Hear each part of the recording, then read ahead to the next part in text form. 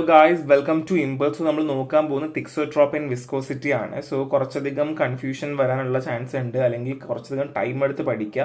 Because ഈ ഒരു chapter skip ചെയ്യുന്ന ആൾക്കാർ ഉറപ്പായിട്ട് പൊട്ടാനുള്ള ചാൻസ് ഉണ്ട്. കാര്യം ഇവിടെ നിന്നൊക്കെ ഒരു 10 മാർക്കൊക്കെ ചോദിക്കാനുള്ള ചാൻസ് കൂടുതലാണ്. സോ ബേസിക്കലി ഈ ഒരു ചാപ്റ്ററിൽ നമ്മൾ പഠിക്കാൻ പോകുന്നത് ഒരു ലിക്വിഡ്സുകളുടെ ആ മെഷർമെന്റ്സ് എങ്ങനെ എടുക്കാൻ പറ്റും, അല്ലെങ്കിൽ ഒരുപാട് ഇക്വേഷൻസും കാര്യങ്ങളും പഠിക്കുന്നുണ്ടാവും. So basically first of all എന്താണ് തിക്സോട്രോപ്പി എന്ന് പറയാം. സോ തിക്സോട്രോപ്പി എന്ന് പറയുന്നത് ലൈക്ക് എപ്പോഴും ടൈം ഡിപ്പെൻഡ് പ്രോപ്പർട്ടി ആണെന്നുള്ളതാണ്. സോ നമ്മൾ ടൈം കൂടുന്നതനുസരിച്ച് അവിടെ കോൺസ്റ്റന്റ് ഷിയർ സ്ട്രെസ് കൊടുത്തിട്ടുണ്ട്. ഒരു ഫ്ലൂയിഡിന് കോൺസ്റ്റന്റ്ലി ഷിയർ സ്ട്രെസ് കൊടുത്തിട്ടുണ്ട്. അത് ഗ്രാജുവലി റിക്കവറായി ആ സ്ട്രെസ് റിമൂവ് ആവുമ്പോൾ നമ്മുടെ വിസ്കോസിറ്റിയിൽ ഉണ്ടാവുന്ന പ്രോഗ്രസീവ് ചേഞ്ചിനെയാണ്, അല്ലെങ്കിൽ പ്രോഗ്രസീവായിട്ട് കുറയുന്നതിനെയാണ് നമ്മൾ എന്ത് പറയുക, തിക്സോട്രോപ്പി എന്ന് പറയാം. So thixotropy is defined as the progressive decrease in viscosity with time for a constant upward shear stress followed by a gradual recovery when the stress is removed. കണ്ടോ, സ്ട്രെസ് റിമൂവ് ചെയ്യുന്നതനുസരിച്ച് അതിലുണ്ടായിരുന്ന ആ ഒരു stress ഉണ്ടാവില്ലേ, അല്ലെങ്കിൽ അതിലുണ്ടായിരുന്ന stress മാറി fluid പണ്ടത്തെ പോലെ തിരിച്ചു വരുന്ന രീതിയിലാണ് നമ്മൾ എന്താ പറയുക, തിക്സോട്രോപ്പി എന്ന് പറയാം. So it's an time depend property ആണ്.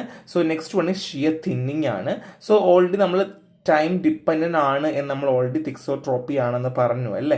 സോ ഈ സ്ലോ ആയിട്ട് മെറ്റീരിയൽസ് റിക്കവർ ആവുന്നു, അല്ലെങ്കിൽ ഈ ഷിയറിങ് കംപ്ലീറ്റ്ലി പോകുമ്പോൾ സ്ലോ ആയിട്ട് റിക്കവർ ആവും. ദാറ്റ് മീൻസ് റബ്ബർ ബാൻഡ് പിടിച്ച് നിങ്ങൾ തിരിച്ചു വലിക്കുമ്പോൾ എന്ത് സംഭവിക്കുന്നു, പയ്യെ റബ്ബർ ബാൻഡ് ഇരുന്ന പൊസിഷനിലേക്ക് തിരിച്ചു വരുന്നു, അല്ലെങ്കിൽ എലാസ്റ്റിക് തിരിച്ചു വരുന്നില്ല. അതിനാണ് നമ്മൾ എന്ത് പറയുക, ഷിയർ തിന്നിങ് എന്ന് പറയാം.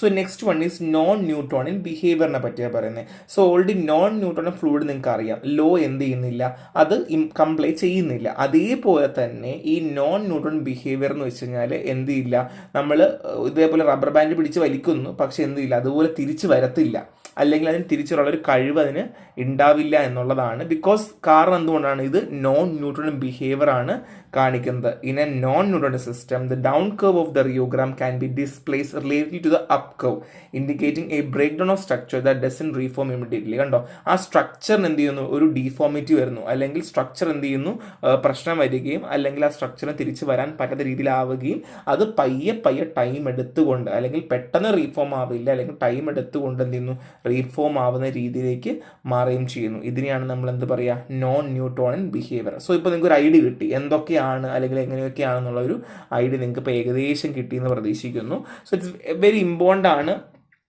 അതുമാത്രമല്ല റെഫറൻസ് നോട്ട് വായിക്കാൻ നിങ്ങൾ എന്തായാലും ശ്രമിക്കണം കേട്ടോ.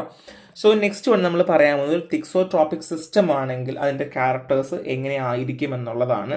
സോ ബേസിക്കലി പാർട്ടിക്കിൾ സ്ട്രക്ചർ പറയുവാണെങ്കിൽ യൂഷ്വലി അസിമെട്രിക്കൽ പാർട്ടിക്കിൾസ് ആയിരിക്കും.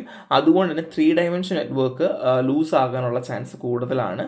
So breaking like loose 3 dimension network through numerous point of contact. So ഒരുപാട് പോയിന്റ് ഓഫ് കോൺടാക്റ്റിൽ എന്ത് ചെയ്യാം, ഈ 3 ഡയമെൻഷൻ നെറ്റ്വർക്ക് എന്ന് പറയുന്നത് ലൂസ്ലി ആയിരിക്കാം സെറ്റപ്പ് ചെയ്തിട്ടുണ്ടായിരിക്കുക എന്നുള്ളതാണ്. അസിമെട്രിക്കൽ പാർട്ടിക്കിൾസ് ആണ്. And gel to sol transformation, ഈ ഷിയർ നമ്മൾ അപ്ലൈ ആക്കുന്നതോടെ, അല്ലെങ്കിൽ ഈ ഷിയർ നമ്മൾ കൊടുത്തുകൊണ്ടിരിക്കുന്നതിൻ്റെ കൂടെ തന്നെ സ്ട്രക്ചർ ബ്രേക്ക് ഡൗൺ ആവുകയും പോയിന്റ് ഓഫ് കോൺടാക്റ്റിൽ മാറ്റം വരികയും പാർട്ടിക്കിൾസ് അലൈൻ ആവുകയും ജെൽ ടു സോൾ ട്രാൻസ്ഫോർമേഷൻ നടക്കുകയും ചെയ്യുന്നു. ഒന്നും കൂടെ പറയാം, ഷിയർ നമ്മൾ കൊടുക്കും തോറും സ്ട്രക്ചർ ബ്രേക്ക് ഡൗൺ ആയി പോയിന്റ് ഓഫ് കോൺടാക്റ്റിൽ മാറ്റം വന്ന് പാർട്ടിക്കിൾസ് അലൈനായി ജെൽ ടു സോൾ ട്രാൻസ്ഫോർമേഷൻ നടക്കുന്നു എന്നുള്ളതാണ്. So next one is progressive restoration ആണ്. നമ്മൾ എപ്പോഴാണോ സ്ട്രെസ് നമ്മൾ റിമൂവ് ചെയ്യുന്നത്, പ്രോഗ്രസീവായിട്ട് അസിമെട്രിക്കൽ പാർട്ടിക്കിൾസ് പിന്നെയും കോൺടാക്റ്റിൽ വരികയും റാൻഡം ബ്രൊവൈൻ മൂവ്മെന്റ് ഉണ്ടാവുകയും ചെയ്യുന്നു. സോ ഈ ക്യാരക്ടേഴ്സ് ഒക്കെ നമ്മൾ എവിടെ പറഞ്ഞതാണ്, ഇവിടെ പറഞ്ഞതിൻ്റെ ഒരു ഭാഗം തന്നെയാണ് ഫർദർലി എക്സ്പ്ലെയിൻ ചെയ്യുന്നു. വാട്ട് ഈസ് തിക്സോട്രോപ്പി എന്ന് നിങ്ങൾക്ക് 5 മാർക്കിനൊക്കെ ചോദിച്ചാൽ നിങ്ങൾക്ക് ഇത് മൊത്തം എഴുതാം കേട്ടോ. ക്യാരക്ടേഴ്സ് എഴുതാം, എന്താണ് തിക്സോട്രോപ്പി എഴുതാം, ഇതെല്ലാം നിങ്ങൾക്ക് ചേർത്ത് എഴുതാനായിട്ട് പറ്റുന്നുള്ളതാണ്. സോ ക്വസ്റ്റ്യൻ നോക്കാം. സോ 2-3 പോയിന്റ്സ് ഞാൻ പറഞ്ഞാൽ ശ്രദ്ധിക്കുക. സോ N1 ഉം N2, N1 എന്ന് പറയുന്നത് നമുക്ക് അറിഞ്ഞുകൂടാത്ത അൺനോൺ ആയ ലിക്വിഡിൻ്റെയും, N2 എന്ന് വെച്ചാൽ നമുക്ക് നോൺ ലിക്വിഡും ആയിരിക്കും. അതേപോലെ തന്നെ ρ1 ഉണ്ട്, ρ2 ഉണ്ട്, അതും ഡെൻസിറ്റി ആണ് പറയുന്നത്. പിന്നെ T1 ഉണ്ട്, T2 ഉണ്ട്, അതും നോണും അറിയാത്തതും അറിയുന്നതും തമ്മിലുള്ള വ്യത്യാസം നോക്കുന്നത് കേട്ടോ. അപ്പം ഇവിടെ നമ്മൾ എന്താ പറയുന്നത്, ഇതിന്റെ അൺനോൺ ആയിട്ടുള്ള, അല്ലെങ്കിൽ അൺനോൺ ലിക്വിഡിന്റെ വിസ്കോസിറ്റീസും പിന്നെ സ്റ്റാൻഡേർഡ് ലിക്വിഡിന്റെ വിസ്കോസിറ്റിയും. ഇവിടെ ആണെങ്കിൽ അൺനോൺ ലിക്വിഡിന്റെ ഡെൻസിറ്റിയും നോൺ ലിക്വിഡിന്റെ ഡെൻസിറ്റിയും. T1 ആണെങ്കിൽ അൺനോൺ ലിക്വിഡിന്റെ ടൈമും നോൺ ലിക്വിഡിന്റെ T2. ഓക്കെ അല്ലേ, ഇപ്പൊ കാര്യം മനസ്സിലായില്ലേ. അപ്പം നമ്മുടെ ഈ രണ്ട് സാധനങ്ങളുണ്ട്. അങ്ങനെയാണ് എന്നുണ്ടെങ്കിൽ നമുക്ക് ഇവിടെ എന്ത് ചെയ്യണം, നമുക്ക് absolute viscosity of unknown liquid അറിയണം. അപ്പം N1 എങ്ങനെ ഡിറ്റർമൈൻ ചെയ്യും? N1 ഡിവൈഡഡ് ബൈ ρ1 T1 ആണെന്നുണ്ടെങ്കിൽ നമുക്ക് എന്ത് കിട്ടും? ആബ്സലൂട്ട് വിസ്കോസിറ്റി നമുക്ക് കിട്ടും. അങ്ങനെയാണെങ്കിൽ N2 ആണെങ്കിലോ ഡിവൈഡ് ബൈ ρ2 T2 ചെയ്ത് നമുക്ക് എന്ത് കിട്ടും?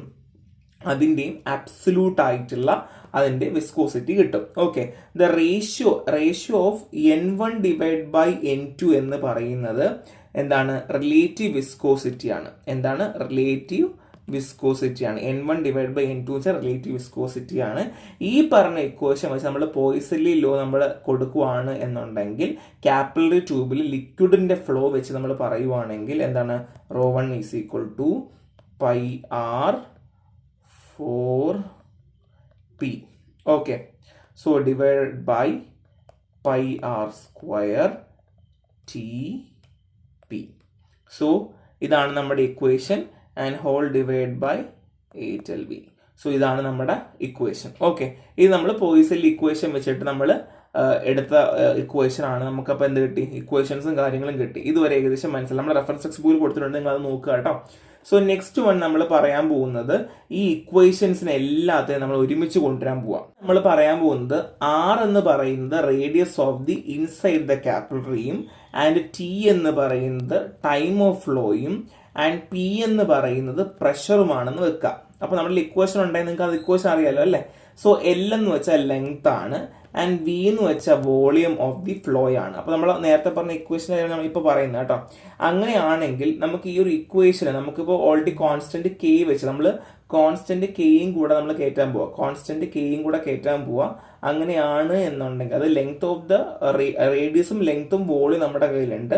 അങ്ങനെയാണെങ്കിൽ ഇതെല്ലാം കോൺസ്റ്റന്റ് ആണ്. കാര്യം ഒരിക്കലും കാപ്പിലറി ട്യൂബിനകത്തുള്ള റേഡിയസും ലെങ്ത്തും ഒന്നും മാറത്തില്ലല്ലോ. അങ്ങനെയാണ് എന്നുണ്ടെങ്കിൽ ഈറ്റ ഈസ് ഈക്വൽ ടു KTP അല്ലേ? കാരണം എന്താണ്? ഇതിനകത്തുള്ള ലെങ്തോ റേഡിയസോ വല്ലതും മാറുമോ? കാപ്പിലറി ട്യൂബിൽ മാറത്തില്ല അല്ലേ? സോ അത് കിട്ടി. അതിനുശേഷം നമ്മൾ എന്ത് ചെയ്യുന്നു? Pressure head P depend on density. അതായത് നമ്മുടെ ഈ പ്രഷർ ഹെഡിൽ നമ്മൾ എത്രത്തോളം പ്രഷർ കൊടുക്കുന്നു അതനുസരിച്ച് ഡെൻസിറ്റിയിൽ മാറ്റം ഉണ്ടായിരിക്കും. So rho of the liquid നമ്മൾ മെഷർ ചെയ്യുന്നത് എങ്ങനെയാണ്? ഗ്രാവിറ്റി വെച്ചിട്ടാണ് നമ്മൾ ചെയ്യുന്നത് അല്ലേ? So basically η1 is equal to constant K ഉണ്ട്, T1 ρ1. So η2 is equal to KT2 ρ2. രണ്ട് ഇക്വേഷൻസ് കിട്ടി. നമ്മളിത് രണ്ടും കൂടെ ഒന്ന് ഭംഗിക്ക് വേണ്ടിയിട്ട് ρ1 P1 T1 is equal to N2 divide by ρ2 T2 എന്ന് എഴുതും. സോ സിമ്പിളാണ്. നിങ്ങൾ റെഫറൻസ് ടെക്സ്റ്റ് ബുക്ക് ഒന്ന് വായിച്ച് നിങ്ങൾക്ക് ഏകദേശം ഐഡിയ കിട്ടും. സോ നമുക്ക് ആ ഒരു പോയിസൺലിൻ്റെ ഇക്വേഷൻസ് സ്റ്റാർട്ട് ചെയ്യുന്നത് മുതലായിരിക്കും നിങ്ങൾക്ക് മിക്കവാറും കൺഫ്യൂഷൻ വരിക. പക്ഷേ ബാക്കി വരുന്ന എല്ലാം എളുപ്പമാണ് കേട്ടോ. പിന്നെ ഇക്വേഷൻ വെച്ച് നമ്മൾ ഇംപ്ലിമെൻറ്റ് ചെയ്യുന്ന കാര്യം മാത്രമേ ഉള്ളൂ. So it's very easy. So നിങ്ങൾ നോക്കിയാൽ മതി. മിക്കവാറും ഇക്വേഷൻ ഡെറിവേഷൻ ചോദിക്കത്തില്ല, പക്ഷേ നമുക്കൊരു ക്ലിയർ ഐഡിയ കിട്ടാൻ വേണ്ടി ഞാൻ ജസ്റ്റ് പറഞ്ഞു എന്നുള്ളത് മാത്രമേ ഉള്ളൂ കേട്ടോ. So next one is deformation of solids ആണ്. സോ സോളിഡിന് ഉണ്ടാവുന്ന ഡിഫോർമേഷൻസ് എന്തൊക്കെ ടൈപ്പാണ്? The first one is tensile strain, elongation of a solid body due to opposing force pulling it part. അതെന്താണ്? ഈ സോളിഡ് ബോഡി ഇലോങ്ങേറ്റ് ആവാറില്ലേ ചില സമയത്ത്? നമ്മൾ ഇരുമ്പ് അടിച്ച് നീട്ടാറില്ല, അതേപോലെ തന്നെ. Next one is compressive strain ആണ്, reduce in length of solid body due to force acting at each end. ഇപ്പോൾ ഒരു കമ്പി ഉണ്ടെങ്കിൽ രണ്ട് ഭാഗത്ത് നമ്മൾ ഭയങ്കരമായിട്ട് സ്ട്രെസ് കൊടുക്കുന്ന അനുസരിച്ച് ഇതിൻ്റെ ലെങ്ത് എന്ത് ചെയ്യുന്നു? കുറഞ്ഞു പോവുകയാണ് ചെയ്യുക. Next one is shear strain ആണ്, ഡീഫോർമേഷൻ ഓഫ് സോളിഡ് ബോഡിയാണ്. നമ്മുടെ സോളിഡ് ബോഡിക്ക് ഉണ്ടാവുന്ന ഡീഫോർമേഷൻ ആണ്. So causing by forces acting parallel to on surface while the opposite surface self fix. അതായത് ഒരു ഭാഗം നമ്മൾ ഫിക്സ് ചെയ്ത് വെക്കുന്നുണ്ടാവും, മറ്റേ ഭാഗത്ത് നമ്മൾ എന്തെന്നു അടിച്ച് പരത്തി ഡീഫോം ചെയ്യുന്ന പരിപാടി. അതായത് ഇപ്പോൾ എക്സാമ്പിൾ വാളിൽ ആണി വെച്ചിട്ട് നമ്മൾ ആണിനെ അടിച്ച് കയറ്റുന്ന പരിപാടിയാണ് കേട്ടോ. സോ ഒരു ഭാഗം ഫിക്സ് ചെയ്ത് വെച്ചിട്ട് മറ്റേ ഭാഗം നമ്മൾ ഡീഫോം ചെയ്യുന്ന രീതിയാണ്. ടെൻസൈൽ സ്ട്രെയിൻ വെച്ചാൽ എലോങ്ങേറ്റ് നീളം വെക്കുന്നു, കംപ്രസീവ് സ്ട്രെയിൻ എന്ന് വെച്ചാൽ ചെറുതാകുന്നു, ഷിയർ സ്ട്രെയിൻ വെച്ചാൽ ഒരു ഭാഗം പോയിന്റ് നിന്നിട്ട് ഒരു ഭാഗം ഡീഫോം ആകുന്നു. ഓക്കെ അല്ലേ? മനസ്സിലായില്ലേ? So next one is particle behaviour under compression ചെയ്യുന്ന സമയത്ത് എന്തൊക്കെയാണ് പാർട്ടിക്കിൾസ് കാണുന്ന behaviour? The first one is initial packing ആണ്. പാർട്ടിക്കിൾസ് റീഅറേഞ്ച് ആവും. അത് നമുക്ക് വോയിഡ് ഉണ്ടാവില്ല, ചില ഭാഗങ്ങളിലൊക്കെ ഇങ്ങനെ എന്താണ് ഒന്നും ഉണ്ടാവില്ല, അല്ലെങ്കിൽ വോയിഡ് ഉണ്ടാവും, സ്പേസ് ഉണ്ടാവും. അവിടത്തേക്ക് എന്ത് ചെയ്യുന്നു, പാർട്ടിക്കിൾസ് റീഅറേഞ്ച് ആവും. With spherical particles assume a close packing arrange initially. എല്ലാം സ്പെറിക്കൽ ആണെങ്കിൽ എന്ന് ക്ലോസ് ആയിട്ട് വന്ന് അറേഞ്ച് ചെയ്ത് വന്നിരിക്കുമായിരിക്കും ആദ്യം ചെയ്യേണ്ടാവുക. പിന്നെ ഡീഫോർമേഷൻ ഉണ്ടാകുന്നു. നമ്മൾ ഈ ഒരു പോയിന്റ് ഓഫ് കോൺടാക്ട് വരുമ്പോഴത്തേക്കും ഡീഫോർമേഷൻ സ്റ്റാർട്ട് ചെയ്യുന്നു. അങ്ങനെ ബോണ്ടിങ് ഇൻക്രീസ് ചെയ്യുന്നു, ഡീഫോമിറ്റി ഇൻക്രീസ് ചെയ്ത് ഒരു ട്രൂ കോൺടാക്ട് വരുമ്പോഴത്തേക്കും എന്ത് ചെയ്യുന്നു, അവിടെ ബോണ്ടിങ് പിന്നെ ഇൻക്രീസ് ആയി അത് ഫിക്സഡ് ആയി പോവുകയാണ് ചെയ്യുക കേട്ടോ. സോ ഇതൊക്കെ നമുക്ക് മനസ്സിലാക്കി മൈൻഡിൽ വെക്കുക എന്നുള്ള കാര്യങ്ങൾ മാത്രമേ ഉള്ളൂ. So next one is Heckel equation ആണ്. So equation is very very important, because may be പരീക്ഷയ്ക്ക് എടുത്ത് വേണമെങ്കിൽ ചോദിക്കാം, ആ സമയത്ത് നിങ്ങൾ മറന്നു പോകരുത്. പിന്നെ വേറൊരു കാര്യം, ഈ ഡീഫോർമേഷൻ ഓഫ് സോളിഡിന് നമ്മളൊരു 3 പിക്ചർ കൊടുത്തിട്ടുണ്ട് റെഫറൻസ് ടെക്സ്റ്റ് ബുക്കിൽ, ABC എന്ന് പറഞ്ഞിട്ട്. സോ നിങ്ങൾ ആ പിക്ചർ വെച്ചിട്ട് നിങ്ങളൊന്ന് റെപ്രസെൻറ്റ് ചെയ്യുകയാണ് എന്നുണ്ടെങ്കിൽ ഇച്ചിരി നല്ല എളുപ്പമുണ്ടായിരിക്കും. സോ അങ്ങനെ ചോദിച്ചിട്ടില്ല ഇതുവരെയായിട്ടും പാർട്ടിക്കിൾ അല്ലെങ്കിൽ ഡീഫോർമേഷൻ ഓഫ് സോളിഡ്സ് എന്ന് വെച്ചിട്ട് അങ്ങനെ ഇതുവരെയായിട്ടും അങ്ങനെ ചോദിച്ചിട്ടില്ല. ഈ സോൾസ് എന്ന് പറഞ്ഞിട്ട് ചോദിച്ചിട്ട് അങ്ങനെ അധികം ഇങ്ങനെ പറഞ്ഞിട്ടില്ല. സോ ഡീഫോർമേഷൻ ഓഫ് സോൾഡ് പറയുവാണെങ്കിൽ ഈ 3 നിങ്ങൾ എഴുതണം, അതിൻ്റെ കൂടെ പാർട്ടിക്കിൾ ബിഹേവിയർ അണ്ടർ കംപ്രഷനും കൂടെ എഴുതണം. ആ പിക്ചറും കൂടെ വരച്ചാൽ മാത്രം മതിയായിരിക്കും. So next one is Heckel's rule ആണ് പറയുന്നത്. സോ ബേസിക്കലി പറയുന്നത് ഹെക്കൽ റൂളിനകത്ത് കുറച്ച് കാര്യങ്ങൾ നമ്മൾ പറയുന്നുണ്ട്. ഇവിടെ V എന്ന് പറഞ്ഞാൽ വോളിയൂം, P എന്ന് പറഞ്ഞ പ്രഷറും, V0 എന്ന് വെച്ചാൽ original volume of the powder including void. അതായത് നമ്മൾ ഓൾറെഡി കുറച്ച് സ്പേസുള്ള സ്ഥലം അല്ലെങ്കിൽ വോയിഡ് ആയ സ്ഥലം ഉണ്ടാവുമല്ലോ. K എന്ന് വെച്ചാൽ മെറ്റീരിയൽ ഡിപ്പെൻഡിങ് കോൺസ്റ്റന്റ്, അത് ഹെക്കൽ കോൺസ്റ്റന്റ് ആണ്. K എന്ന് വെച്ചാൽ ഹെക്കൽ കോൺസ്റ്റന്റും and inversely proportion to yield value of the powder V is equal to volume of solid material. ഇതാണ് ബേസിക്കലി ഹെക്കൽ ഇക്വേഷൻ കൊണ്ട് ഉദ്ദേശിക്കുന്നത് കേട്ടോ. അപ്പോൾ നമുക്കൊന്ന് ഇക്വേഷൻ ഞാൻ പറഞ്ഞു തരാം.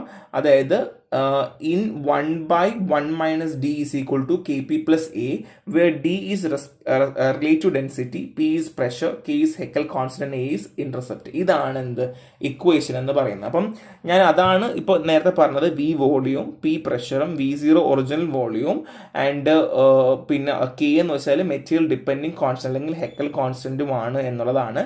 ഇതാണ് ഇക്വേഷൻ. കുറച്ച് മനസ്സിലാക്കാൻ പാടാണ്, അത് പഠിച്ച് തന്നെ പോവുക. And Haeckel constant K is inversely proportion to yield value of the powder. So പൗഡറിന്റെ yield value അനുസരിച്ചിരിക്കും ഹെക്കൽ ഇൻവേഴ്സ്ലി പ്രൊപ്പോർഷനിലായിരിക്കും. സോ ഇന്റർസെപ്ഷൻ പറയുവാണെങ്കിൽ hello interception of bonding mechanism and predict of table property. So basically നമ്മൾ ഈ powder വെച്ചിട്ട് അല്ലെങ്കിൽ നമ്മളിപ്പം tablet ഉണ്ടാക്കുന്ന വെച്ചാൽ അതെങ്ങനെ നമ്മൾ അതിൽ പൗഡർ ഉണ്ടാക്കുന്നു, അതിന് ടാബ്ലറ്റ് ഉണ്ടാക്കുകയാണ് ചെയ്യുക. അപ്പം ഈ ഒരു ഹെക്കൽ ഇക്വേഷൻ വെച്ച് നമുക്ക് എന്ത് ചെയ്യാൻ പറ്റും, ടാബ്ലറ്റിന്റെ പ്രോപ്പർട്ടി പോലും പ്രെഡിക്റ്റ് ചെയ്യാൻ പറ്റും. സോ ബേസിക്കലി ബൈൻഡറിന്റെ സെലക്ഷൻ, ടാബ്ലറ്റിന്റെ ഹാർഡ്നെസ്, അതൊക്കെ നമുക്ക് അറിയാനായിട്ട് ഹെക്കൽ റൂൾ നമ്മളെ ഹെൽപ്പ് ചെയ്യും എന്നുള്ളതാണ്. ഒരു ഗ്രാഫ് ഉണ്ട് കേട്ടോ, ഹെക്കൽ പ്ലോട്ടിൻ്റെ ഒരു ഗ്രാഫ് ഉണ്ട്. സോ അത് നമ്മുടെ റെഫറൻസ് ടെക്സ്റ്റ് ബുക്കിലുണ്ട്. സോ നിങ്ങളത് എന്തായാലും അത് വരയ്ക്കാൻ തന്നെ പഠിക്കണം. സോ ഞാൻ ഇവിടെ ഒന്ന് വരച്ച് കാണിച്ചു തരാം. സോ ഇവിടെ 0, 20, 40, 60 എന്ന് എഴുതുക ആൻഡ് 0, 0, 0, 5, 1, 0 എന്ന് എഴുതുക. സോ ജസ്റ്റ് ഇങ്ങനെ പ്ലോട്ട് ചെയ്ത് ഇങ്ങനെ വരച്ചിട്ട് ജസ്റ്റ് 140 എടുത്തിട്ട് വരച്ച് വെക്കുക. ആൻഡ് PMPA ആൻഡ് ഇവിടെ നമ്മുടെ ഇക്വേഷൻ എഴുതി വെക്കുക. ഈ ഒരു ഗ്രാഫ് ചുമ്മെങ്കിലും വരച്ചു വെക്കുക, ബിക്കോസ് അത് മാർക്ക് കിട്ടും കേട്ടോ. കാരണം വെച്ചാൽ ഹെക്കൽ റൂളിൻ്റെ ആ ഒരു ഹെക്കൽ പ്ലോട്ട് കൊണ്ട് നമ്മൾ ഉദ്ദേശിക്കുന്ന ഒരു ബ്ലാങ്ക് പ്ലോട്ടാണ്. സോ അതിൽ ഇത്ര നമ്പറൊന്നും അങ്ങനെ തന്നെ വേണം എന്നില്ല. സോ ഗ്രാഫ് ആയതുകൊണ്ട് നമുക്ക് ഇഷ്ടമുള്ള രീതി വരയ്ക്കാം, പക്ഷെ ബാക്കിയുള്ള എല്ലാ സംഭവങ്ങളും വരച്ചു വെക്കുക.